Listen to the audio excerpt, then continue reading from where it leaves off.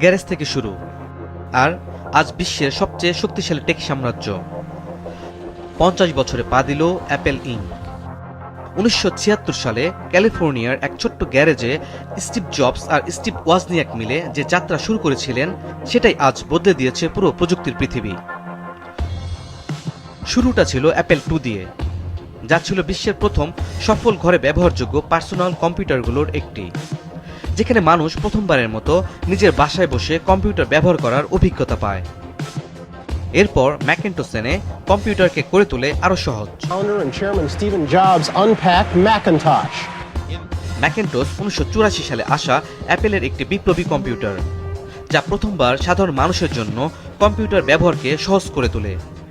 এতে প্রথম জনপ্রিয় গ্রাফিক্যাল ইউজার ইন্টারফেস GUI ব্যবহার করা হয়, যেখানে মাউস দিয়ে ক্লিক করে কম্পিউটার চালানো যেত এবং স্ক্রিনের আইকন ও ফোল্ডার দেখা যেত, যেমনটা আজকের কম্পিউটার, যা পুরো কম্পিউটিং অভিজ্ঞতাকেই একদম নতুনভাবে বদলে দেয়।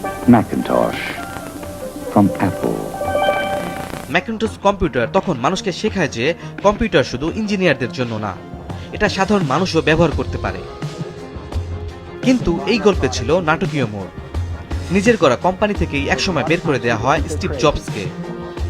But in that craziness we see genius. কোম্পানির ভেতরে দ্বন্দ্ব আর ব্যবসায়িক সিদ্ধান্তের কারণে 1985 সালে তাকে সরে দাঁড়াতে হয়।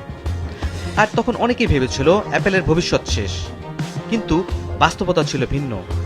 জবস হাল ছাড়েননি এবং কোম্পানিকে প্রায় দেউলিয়া অবস্থা থেকে টেনে তোলেন। তারপর শুরু হয় একের পর এক বিপ্লব। 2001 সালে আইপড, যা মানুষের গান শোনার ধরনই বদলে দেয়। 2007 সালে আইফোন, একটি ডিভাইস যা ফোন, ইন্টারনেট আর কম্পিউটারকে একসাথে এনে স্মার্টফোন যুগের সূচনা করে এবং যাকে অনেকেই বলতো জেসাস ফোন।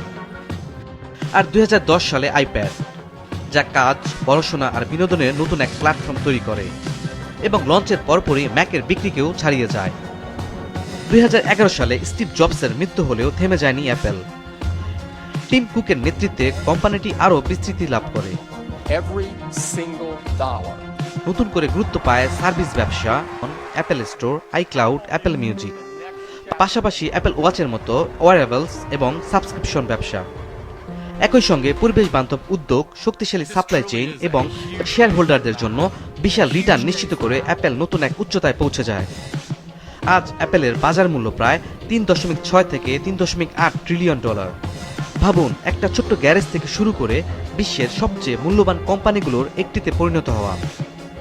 এটা শুধু একটা কোম্পানির গল্প না, এটা স্বপ্ন দেখায় ব্যর্থতা থেকে ফিরে আসার আর অসম্ভবকে সম্ভব করার গল্প।